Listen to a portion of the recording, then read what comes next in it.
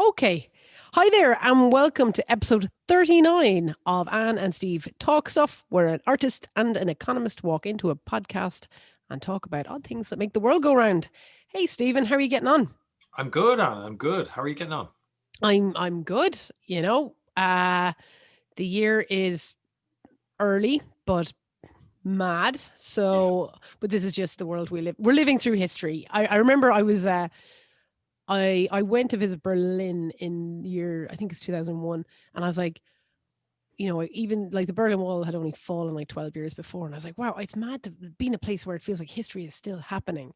Yeah. Um, and now living through it, I'm like, yeah, no, Yeah. not into, not into this living through history business. Anyway, how are you? I'm good. I'm good.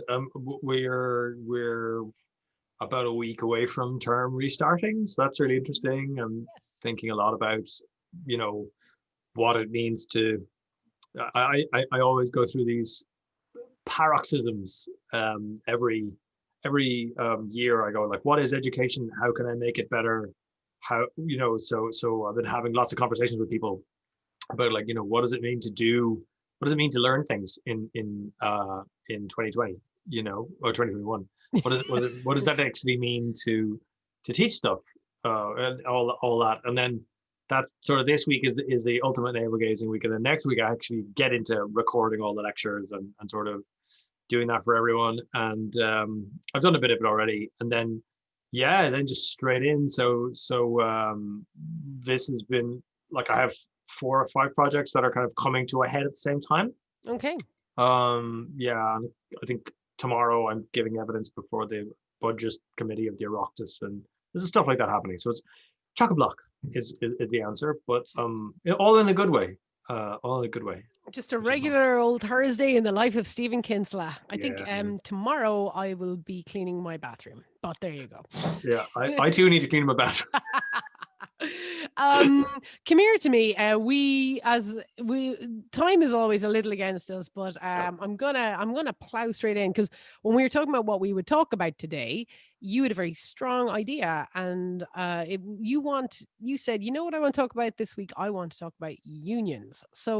So we have kind of talked about unions in the past when we talked about the 4-day week, which was kind of a mysterious dream pre-COVID, whereas a lot of people are managing that now, and that the unions gave us kind of the weekend and stuff. But tell us what you want to talk about unions. It's really because I've been a bit obsessed about them for my whole career. A part of my the PhD that I did in the States was about wages and why wages don't always go up when they should. So when economists talk about wages, we don't just mean the money you make from what you work. We mean incomes, really. And it's like, the idea is that if you work harder and you're more productive, your wage should go up, right? Mhm. That's naively the idea. And the statistics show that since the 1970s, productivity has just gone up like as if like a 45-degree line, Mhm. but wages have been flat. Right. And so since the 70s, particularly in the US, and particularly for lower middle class and working class households, that's been true. And these are the households that are much more likely to be unionized, right? And so what that means is that, like, if wages are lower than productivity, people are working harder, more things are being produced, but the workers aren't seeing enough of the increase to increase their living standards, right?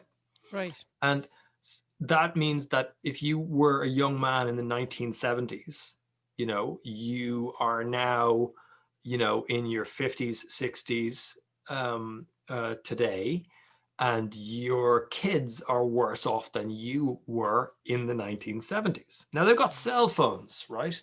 Healthcare is better for them. Intercontinental flight is cheaper. The quality of things has generally improved. Cars are safer, all that kind of stuff. But their living standards are poorer. So it strikes me that, and then they vote for people who say life is crap. How about you have not? How about I try to make things better for you? And they go yes. And if that person happens to be a demagogue, then fine. So there's a link in my view between wages keeping up with living standards particularly for lower and working class people and households, and political polarization. That's why I care about it, right?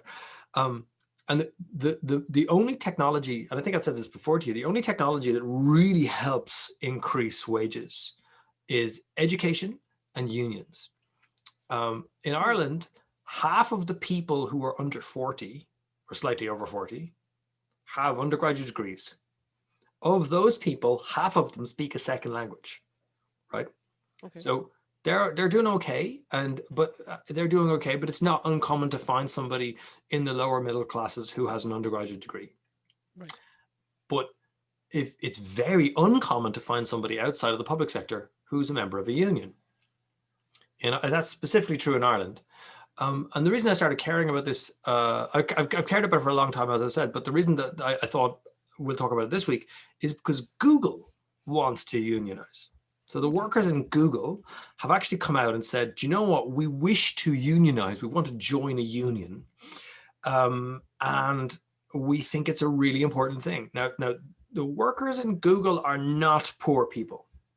Okay, by and large, they represent some of the most qualified, most well-paid, and best terms and conditions kind of workers in the world. I mean, in the 7.6 billion humans, Google workers are some of the best taken care of, and they're going. I was in Google for a day one day, and I was doing a workshop, and like there was fridges with innocent smoothies, and then there was fridges with like Coke and Diet Coke. There was a stack of fresh fruit, and then there was a stack of Tracker bars. And then when you went down into the food court, there was Italian, there was sushi, there was all sides, and there was a gym, and there was Buddha bags and air hockey or whatever. Now these people were then kind of inadvertently expected to work to live there somewhat, because all this was there. I mean, I know when I work somewhere, I bring my own lunch, or I buy my own lunch, whatever. Whereas if you're, even cutting out your lunch and dinner costs for a week. Anyway, I was struck by the working conditions of the people, and you could tell as well they were all well taken care of. So yeah. And so you've got wealthy people, like these are wealthy people, right? And they're going, wow, we need to unionize, we need to get this together. And there's an interesting parallel there with the machinists of the 19th century. So in the 19th century, the idea that the union was the creation of like the working class necessarily is not strictly true. What happened was people who had skills, and in the 19th century, in the early 20th century, if you had like really, if you were able to work in manufacturing, which was the growth industry at the time, it's hard to imagine it as being like Silicon Valley at the time, but it was, if you could build cars, or if you understood how to make things, then you were, if you like, you were the Google employee of the time. And it was those people in the history of the union movement. It's really those people, those highly skilled people who know that they're commanding a high wage, right? Who go, do you know what? We need terms and conditions that are better yet again for ourselves, but also therefore for everyone else. And it's interesting to watch the language of unionization, because unionization is just about give me more, right? Like fundamentally, it's about give me more. I want better terms and conditions. I want more stuff for me and people who are like me, who are workers, right? And the idea is collective bargaining makes way more sense, right? And from the employer's perspective, it makes no sense, right? Because as an employer, you really don't want each employee knowing what they're earning. Yeah, right. That's a terrible idea.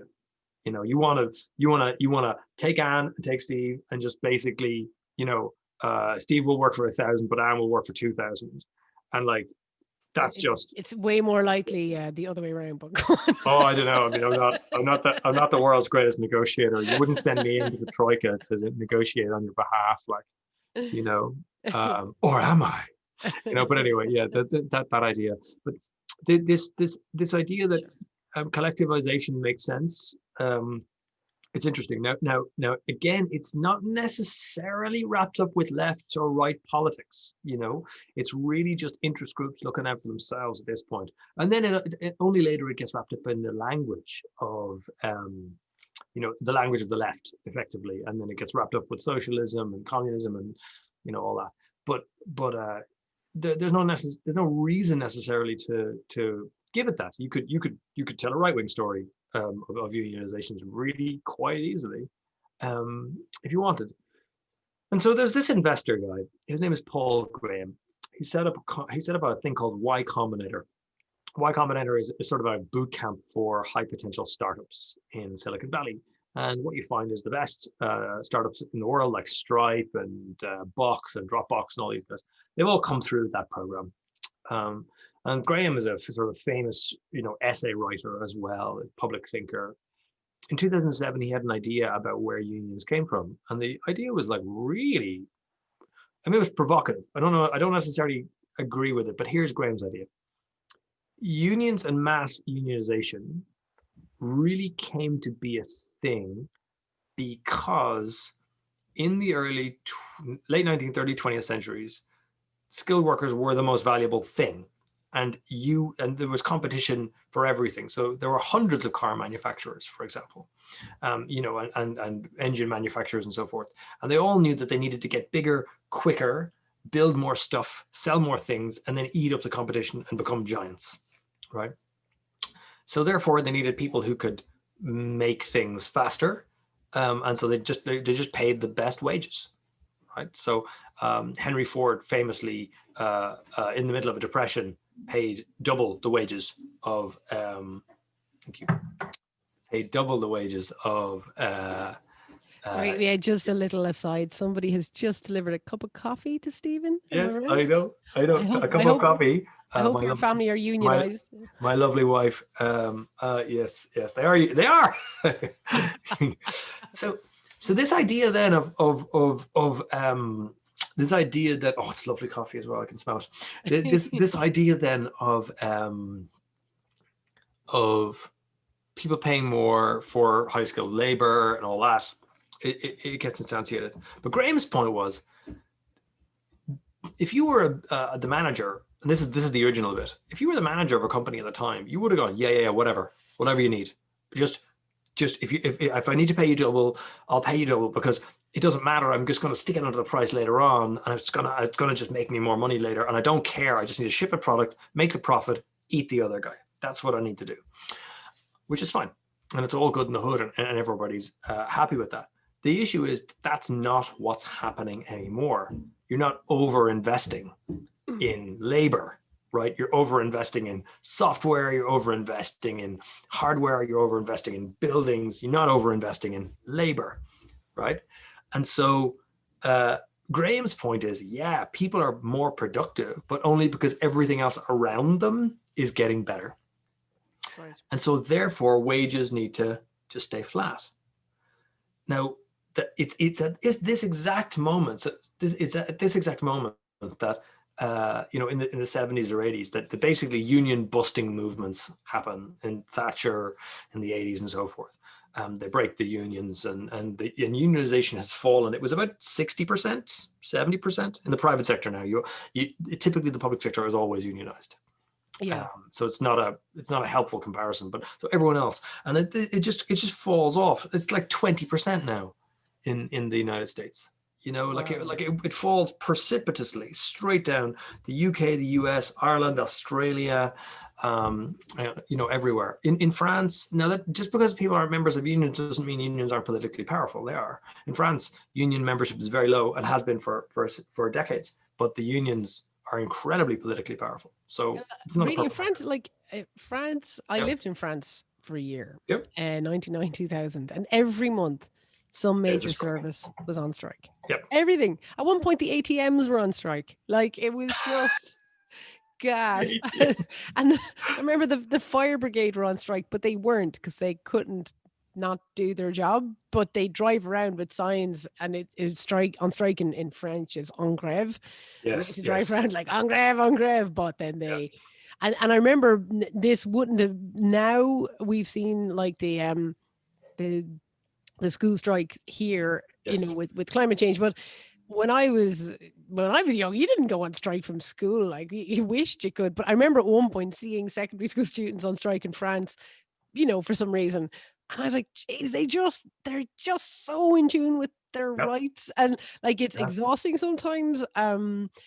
Because every month some major service, like the Yep. trucks were on strike, so the supermarkets were empty. Yep. And but I at the same time I was like, well, isn't it, it's annoying sometimes as a member of the public, but also it just keeps manners on the powers that be, Yep. you know. Um, the the I think there's that moment, right, where people are justifiably striking for terms and conditions, and then there are moments where people are just kind of taking the piss because they know they can, right? Yeah, yeah. So there's that. I mean, I think unions strikes are politically very unpopular. Yeah. They're very unpopular because the media tend to demonize those who are striking and tend to go, oh, this is terrible. You're discomforting, all these other people. It tends to be the case in the health sector, for example, that nurses were going to go. I think they did go on strike, in fact, Mhm. 2 years ago. And it came down to quite serious stuff. The then Minister for Health was very strong, saying, no, look, it's not acceptable for you to strike. You just need to put up with your terms and conditions. But Mhm. there's a difference between that necessarily and the future. So we've got, like, just think about it. We've got the Google workers demanding union membership. You Mhm. have, and much of the private sector in Ireland particularly, is not unionized in any way. And I mean, it should be, right? I mean, at Mhm. one level, it should be, but because unions increase wages, and we need wages to go up because the price of everything is going up. You know, They increase yeah. wages, but they also watch your back. It's funny. I was talking to Jenny before recording this to you, and I was telling her what we were talking about, and like she works for the in the student. Well, it's called Student Life, but it's essentially the student union. And like she made a point that about students and not students, sorry, unions in general. The job is to advocate for the person, even if they're a gal or whatever. It doesn't matter. It's not a judgment call. It's like, well, Yeah. you remember this, and it's funny because I'm freelance, and any job I had before I was freelance was not in a big company, so I've never been in a union, and I've never Really? felt, yeah. Even as a writer, like, so, or as an actor, like, isn't there Yeah. an actors union where you work There, scale and all that? equity is there. Yeah, yeah. And Exactly. Yeah. like there was a time when I had kind of meant to check it out, but it's a slight issue. If I've never lived in Dublin as an actor, and a lot of the jobbing I've done has been kind of a bit sporadic. And do you know what? It's coming down to the fact of, and I was kind of talking about France earlier, knowing your rights or knowing your entitlements, which can be exhausting sometimes and annoying, but it's very important. And it's something I have never actively pursued as much because it's kind of, I suppose it's the nature of my personality, and the personality of a lot of freelance artists I know is you don't think about systems as much, you think more outside of them, and therefore you often miss out on a lot of entitlements is what happens. Interesting. And Hmm. so yeah, it's been a, a big thing I should look into. But, and actually, one last little thing about France, I just remembered a friend of mine while I was there. Just when you mentioned the nurses, who, I mean, good God, pay nurses properly. But um, they went to Paris for a day, and they couldn't get up the Eiffel Tower because the nurses were on strike. And somebody else I know went, and the Louvre was on strike that day, and then they went to Père Lachaise, the big cemetery, and the Yep. cemetery was on strike. Yep. So it's very funny, France, I Yeah. find. Go on. Yeah. Anyway, back to you. No, but I was a professor in Paris, and 2015, and I don't think there was a single month where you Really? want to go somewhere, anywhere, and I'd be like, oh, you can't do that. Why not? Well, they're on strike. So, yeah, Yeah. and I think they were politically, socially incredibly powerful, and they're the thing about it is they're supported as well, right? Mm. They're like the public support them. I don't know that the public and the media necessarily. I mean, there's a great quote on Marx where Marx says, the first job of any employer is to pit employee against employee. That's the first Right. job. The first job is to cause classes of workers to fight amongst each other, and Mm. anytime they're fighting, you're winning, basically. And over the long run, your return on capital will increase. And Yeah, our media do demonize because, like, I think we're we're a post-colonial nation where we want to be good boys and girls, and to be seen to be stepping out of that is very easy to frame in a look at these naughty children kind of thing, because we don't want to stand out and look rebellious sometimes. Or maybe I'm wrong. I don't know. But I think there's something in our psyche that makes it very easy for our media to undermine people who are advocating, like let's say nurses. I mean, yeah, there's just even this whole frontline workers things. Let's clap them, or I don't know, let's pay them properly, like as yeah, opposed to I'm not saying consultants should not be paid money, but the disparity is so insane yeah. for the time and the level of work and care. Anyway, I am digressing again. But I suppose that's what I bring to this podcast, isn't it, Stephen? Anecdotal nonsense. Um, yeah. So this Google unionizing is it going to happen? Yeah, I think so. But think about it in its broader trend, right? Mm, So we up to the 1970s, the basic objective of all government policy was full employment, a job for everyone, right? right. And that meant the wages had to go up, and it meant that inflation was quite high, so the price of everything went up, and it meant that the government was incredibly powerful, central banks were really weak. It meant that you couldn't, like there was lots of things that you couldn't do at that time. Hmm. Whereas now you can, like in the 1970s, it would have been next to impossible to buy, like, I don't know, a holiday home in Italy, you know now. But because capital, it was very difficult to move capital across borders. Now it's like, yeah, just buy a house, just literally just buy it, and your solicitor will send the money over, you'll be grand. you know Mm. but inflation is really low.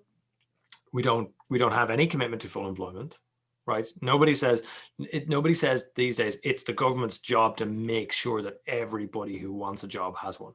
It's not what they say, right? The government says it's our job to get the playing field right, so that if the hardest working people can get the best job, right? It's Mm. quite a different thing. The government doesn't view it as its job to save the economy, or save firms within the economy, at least outside of COVID. But this is the other thing, right? So we've got Google unionizing, we've got the gig economy, we have Uber having to shut down in California because there've been, all of a sudden, when the taxi drivers were proclaimed by the courts as employees of Uber had to shut down in California. Like, what that just tells you, like, if you can't actually afford your employees, the business model isn't that brilliant. I missed Um, that. Really? Yep. Oh And my then, god. interestingly, in the presidential elections, a proposition was passed called Section 230 in California, which might remove those rights again. So yeah, no, it's a really interesting story. Actually, we might come back to it, but Yeah, yeah. yeah, and particularly how money shapes politics. Because I think it's really interesting, and I mean that's just not necessarily in the United States case. It's true here too.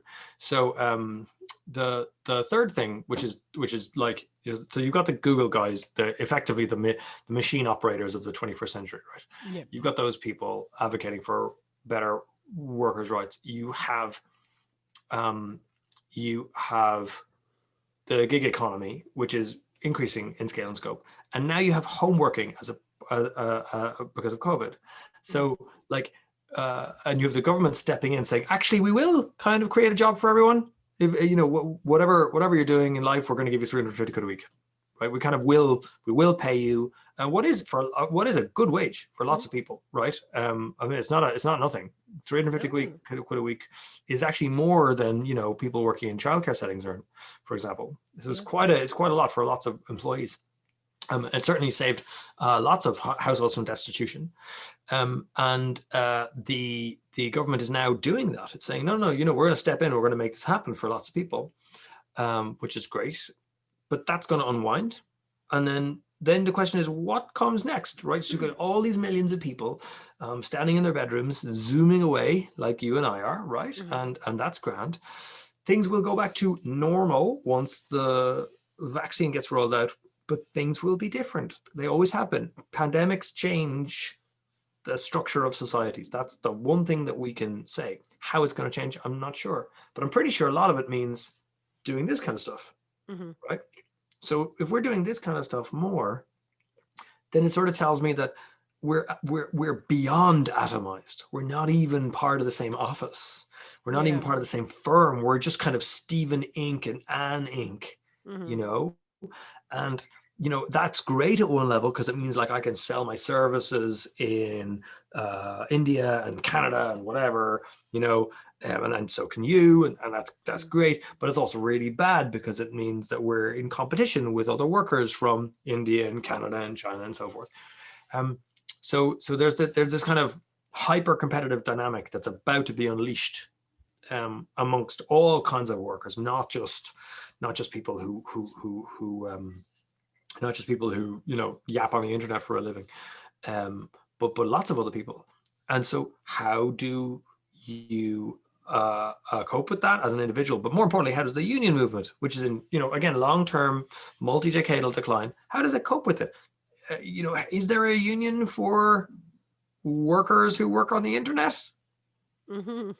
No, right? I mean, no. I mean, No. I don't know. Are there I know that the point that most employers would make, to be fair to them, is we don't need a union because we pay our people really well, Mhm. and the terms and conditions are great, and we pay their health insurance, and there's a gym and blah blah blah, blah, right? So we don't need a union. We just don't need the hassle of a union. But that also means that the employee has to be okay with that, right? And I mean, Yeah. I think, to be honest, most employees, when they say like I have to pay money to a union, they go, no, not paying it. Mhm. Why? Because I if something goes wrong on my job, I'm just going to go get another job. Fundamentally, Right. right? The I can kind of just job for exist. life thing Yeah. is less of a thing, kind of. Jobs for life, like they don't even exist in the public sector, let Yeah. alone in people move around in the public sector a lot. Like the notion of job for life, it's very like it. I won't say it doesn't exist, but it's really, really, really rare. You Yeah. know, like Well, it. I've said this to you Yeah. before that my dad was a lecturer, and um there were five of us, and my mum was a housewife, and we were grand, and he had that Mhm. job from late 70s to whatever, 15 years ago or so, so around '05 or so, Well, '05, '06. And but and I remember telling you that, because you are him, many years later, yeah, an academic, whatever.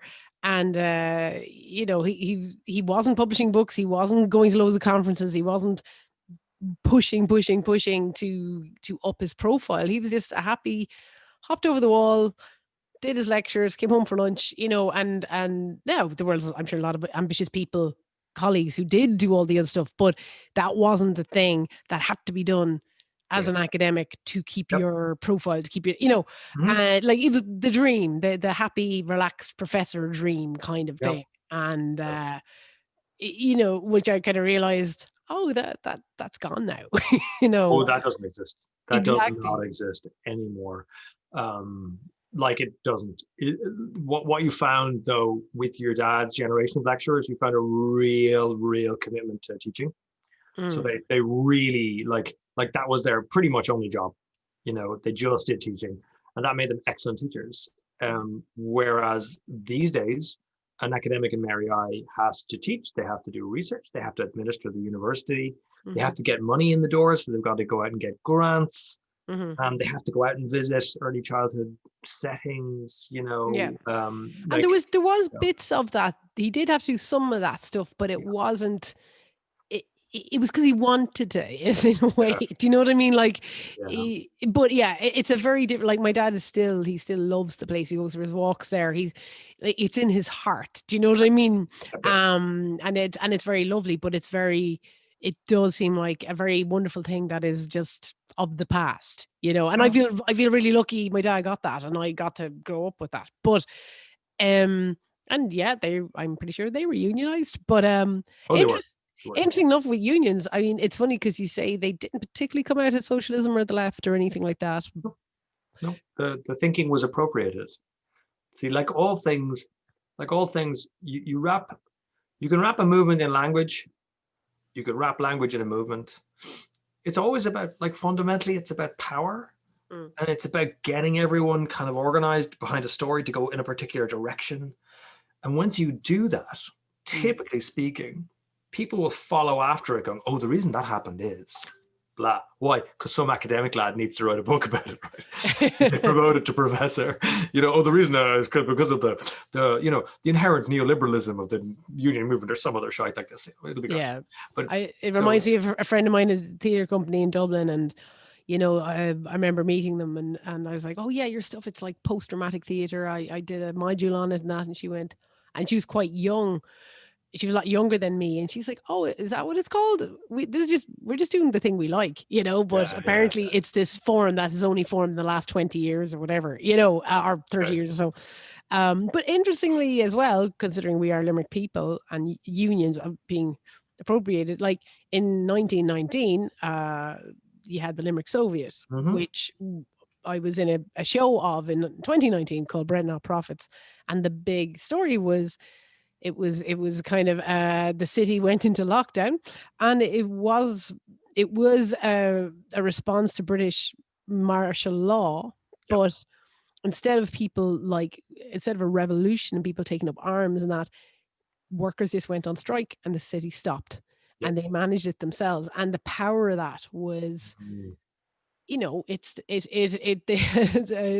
was a great tagline kind of when a city and a bunch of workers stood up to an empire, and what was interesting about that was it wasn't just like a revolution or a rebellion. It was actually a strike Yep. that then was a rebellion against Yeah. British authority, and it Mm. crossed. So it brought in the religious people, and the non-religious people. Mm-hmm. It crossed a lot of sectors, but it meant then obviously it couldn't last because they were very easily divided in the end. But Yeah. Limerick had a big, big, big marker in its history because of unions. Mm. You see that sometimes in some issues. They cross all classes and all boundaries. You can pick two really simply.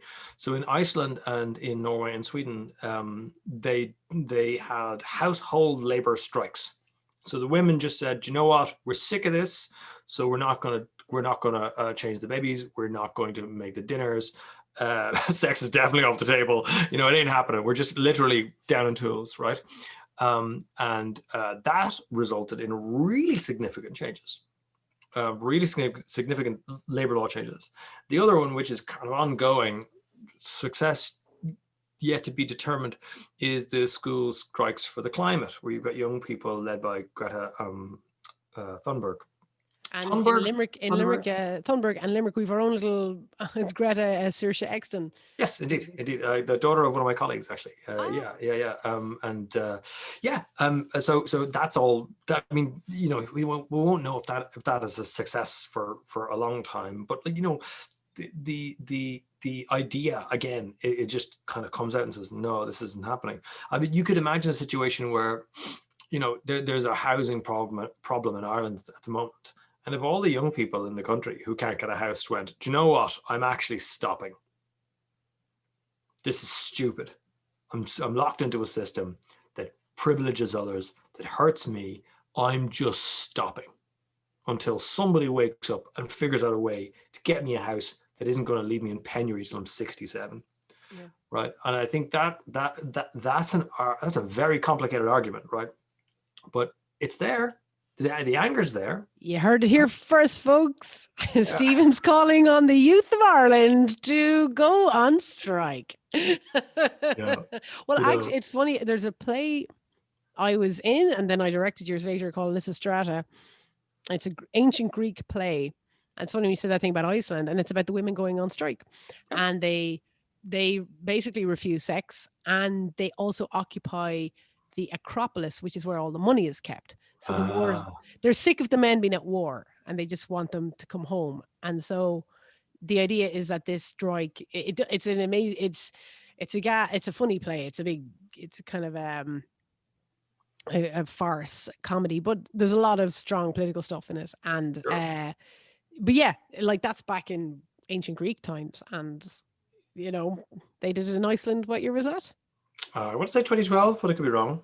Yeah, Oh, they just went. Do you know what? We're not doing this anymore. Like, but there is that. There is that moment where I think there's a Una Mullally writes a lot about this in her columns.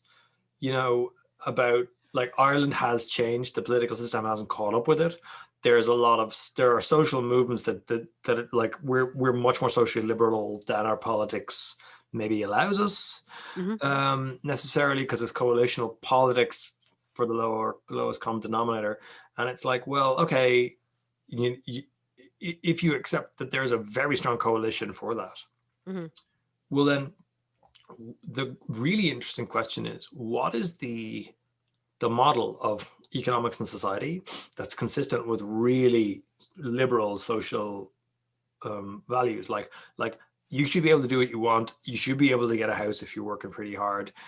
It should be the case that early childhood education should be free, and it should be the case that health sector should be pretty well resourced, and take the education system off the church, the usual thing, which is basically turn us all into Norway, right? hmm Which is hmm grand, no problem with that at all. The problem with it is that we can't pay for it.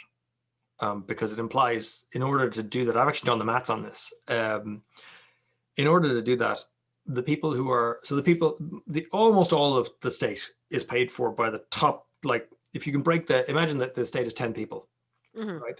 And each of these 10 people pay some tax. The top two people pay 80% of the tax, either through Really? corporate profits, through their rental profits, or through their highest wages. Because we've got a really highly progressive tax system, which means the people at the top pay loads of tax, hmm and you only have to go very low down to pay no income tax at all. So we have 2.3 million workers in Ireland. Only 1 million workers actually pay any income tax. Wow. Which is why in the crisis, all the workers who were put onto the PUP payment, we were like, oh my God, income tax is going to be devastated. It barely moved because Wow. they didn't pay Okay. tax. They didn't pay any income tax in the first place, you know. Okay. And then we were like, oh my God, this is amazing. Like it's yeah. So it's a whole other podcast, right? But that Okay. basic idea of if you want this amazing society, you have to pay for it, not them, Mm, you. yeah. And you as everyone, because the state can't fund it themselves. So I've written a couple of articles about this, and it's amazing the Okay. reaction. Stephen Kinsella is absolutely right. Like I literally wrote one called "Why You Need to Pay More Tax."